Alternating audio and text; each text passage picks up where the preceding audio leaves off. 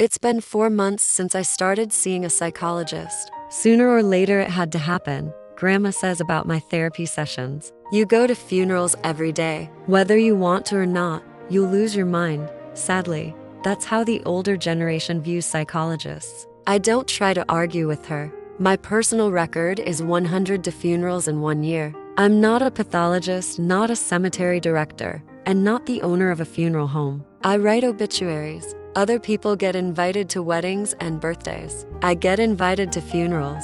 I still regret missing the one where Sashko's grandfather proposed. In my line of work, I've seen plenty how a widow drags her husband's mistress away from the coffin by the hair, how grandkids fight because they can't agree which coffin their grandpa will be buried in, but a proposal. That was a first. After the incident by the coffin, Grandpa Timish refuses to eat and goes to the bedroom an hour earlier than usual. What did she whisper in your ear? Sashko interrogates through the crack in the door. Go to sleep. We'll talk tomorrow, Grandpa hisses. I won't fall asleep. Sashko pushes the door open and mocks him. You couldn't find a better place to propose? Timish used to be a university professor. All his friends are obsessed with science. If any Ukrainian director dared to film The Big Bang Theory about Professor Timish and his gang, that show would be a bestseller too.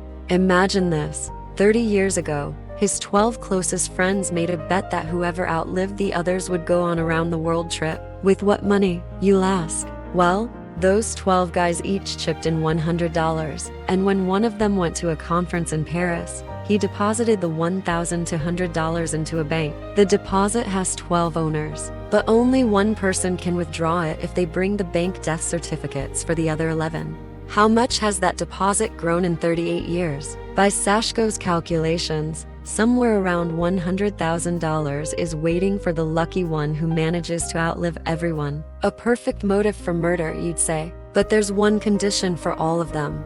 The others must die naturally. How many are left? I ask Sashko.